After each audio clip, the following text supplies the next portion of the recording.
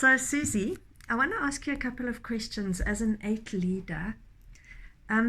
Basically, how to make it work with an Enneagram ONE as a boss. Can you tell me a bit about how best people can work with you? What you really enjoy? Okay, this is easy. Yeah? People that follow the rules Yeah? as laid down by my institution and me, if I'm the authority. Yes. That's really, really helpful. It makes me happy. If there's a mistake made by anybody, that I'm told straight away so I can fix it. This sounds terrible, but this is true. I think people would work best with me if they basically did what I asked them to do. If they had a problem with that, tell me as soon as possible so we can find a resolution as quickly as possible, preferably one that I'm happy with, and hopefully produce something that's perfect, no mistakes. And how do you work with somebody who really hates rules and being told what to do? This is very challenging for me as an HOD, because there are rules that have to be followed, there are deadlines that have to be met, schedules for a reason, and it affects a lot of other things, and then it can snowball into a nightmare of having to resolve a whole bunch of stuff. So for those kind of people, it would be, well, probably I would just take the job away from them and do it myself, knowing that I could do it in time, which would probably mean they feel less valued, or maybe they're thrilled I'm not giving them a job. I don't know, but it's probably not a great thing, but at least I know it'll be done. And what kind of people do you work best with? What brings out the best in you, would you say? I think people who are passionate, who want to be here and want to do the job they signed up for and getting paid for, then those are the kind of people I never normally have a problem with, because then I feel like we're on the same wavelength. They want to be here, they want to do their job, they're easy to collaborate with, they're fun to be around because they think a lot like me, so they're very relatable, and also the ultimate thing would be they help get a job done almost to perfection, which is my ultimate goal. And what have you done in your career to try and provide autonomy for people within the rules and what you set as standards of excellence? Well, one thing is there's a study guide that we each have to have for our modules. It's a standard thing that UJ has, but there is flexibility within that. So basically people can teach whatever content they want, use whatever sources they want, in whichever teaching style they want, as long as there are certain features that are present for reasons of the institution. So deadlines, there's no changeover.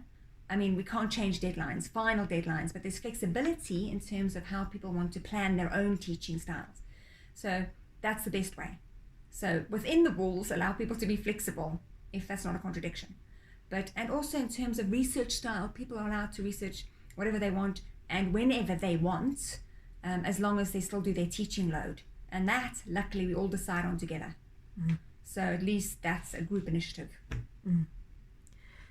And can you describe how you respond or react when you're very angry?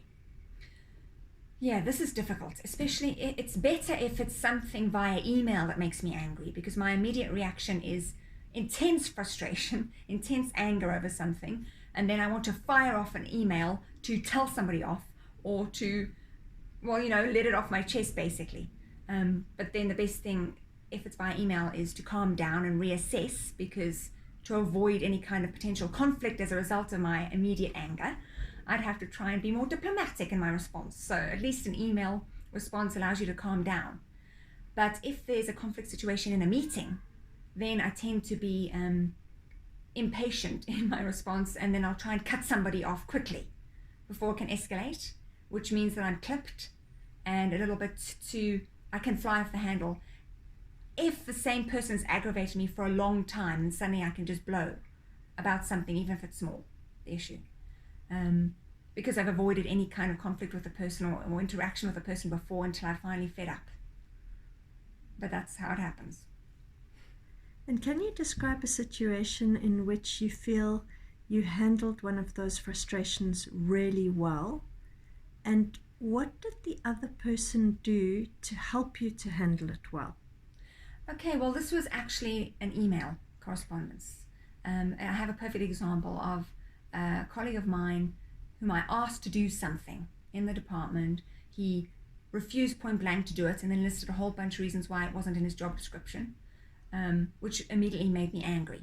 So after calming down a little bit, I was able to respond by email explaining how all these things I requested were actually in his job description, and that in effect it wasn't overloading him at all. It was simply bringing up to scratch what he should be doing at that level of his title and position. And I think I wrote it in a pretty diplomatic way by outlining it without being condescending, I hoped. And weirdly, well, happily, the response after probably about 5 minutes of him having read it was, okay, I see where you're coming from. I actually understand your reasoning. Thanks for sharing that with me. We probably just had a kind of misunderstanding. I'm now on board. It didn't take away my anger, but it made me feel satisfied that I'd done the right thing in that moment and that he'd responded in that way. I suppose if I'd reacted in a defensible way or trying to defend my authority, it could have been a different response from him, and then it would have just been a petty email war. So I think it worked out well in that case. So was it the fact that you were kind of calm and reasoned and quite systematic? I think so, because I made myself be like that in my response, even though I was still shaking from anger when I wrote it. But because he defied me and I was perfectly reasonable, I thought. Yes. But forcing yourself to think calmly and choosing your words very carefully is a very important tactic I found. And it does work. It really does work. It gets the response I need and want most of the time. And in an interpersonal situation where it's not via email, how do you create space for yourself to do that, to choose your words and to slow down? That is more difficult.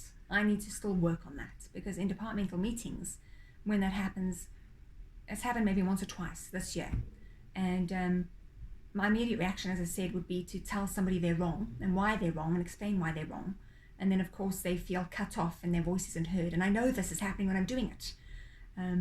So the idea would be to try and step back and let them finish speaking, and then say well, that's your opinion, but I know this and maybe you don't know this, One useful thing is to have a colleague who normally sits next to me, who's the head of another department, but we share meetings. And he's able to intercede if he sees I'm getting flustered, which is very useful because he has a different type of personality. And he kind of calms it down while I can kind of reassess and pull myself together a bit. And then it creates a space. And I think it's always about creating a space to just try and, get yourself calm to some degree. Yes. And then that does work. But, I can't always rely on a kind of partner in crime in a meeting to get something done, but it does help. But that's something I'm working on. At least I acknowledge it. I know it's happening when it's happening, And so, but people know me by now in my own department. They don't think I'll change, and they don't seem too bothered by it at the end of the day. But I'm bothered because I know it means I'm not perfect in my role. And I could improve. And what do you think your deepest strengths are as an Enneagram One? I think I want to do a good job, and I work hard. Now, if I work hard and want to do a good job, usually that means something good happens as a result, and that affects other people and makes them happy. And if I can make people happy, it makes me happy, because I feel like I'm a good human being. I've done a good job. I've done my best in a moral way, hopefully, and that I can check a box that I've done good. Of course, it doesn't always happen like that in real life, but I think I don't want to ever lose those senses in my own brain that I want to do good and I want to do the best I can do, because it's got me this far. And obviously some people have thought that was worth something because I've got to this level. So I think I want to keep those. What I would love to work on would be more patience around other people, letting them just do what they want to do in their own way, because it could be just as brilliant if I acknowledged that, even if it's different from me. That's a difficult thing to work on. And if you were to approach next week with more serenity. What do you think that would look like? Serenity being the virtue of the Enneagram ONE. I think it would be slowing down Mm-hmm. my own brain. So the workload wouldn't change because it's the same jobs I have to do. But my response to that workload would be different if I could slow down more in how I think about it. Because my sense is always, oh, I've got 70 emails now. Let me answer them all immediately so people know that I'm doing my job properly and I'm on time with everything. Where in fact, logically, if I went through them all and slowly took my time and thought, no, well, I don't actually have to respond to that for another 4 days or 7 days yet. It's not urgent. And that person will know it's not urgent. They know the workload I've got. Then I can put that to the side, or just create drafts of things instead of having to find an answer for everything immediately, which is a huge failing. Then I think I'd be more serene as a result of that, because I realize I've got time and I can do everything to the extent I want it done.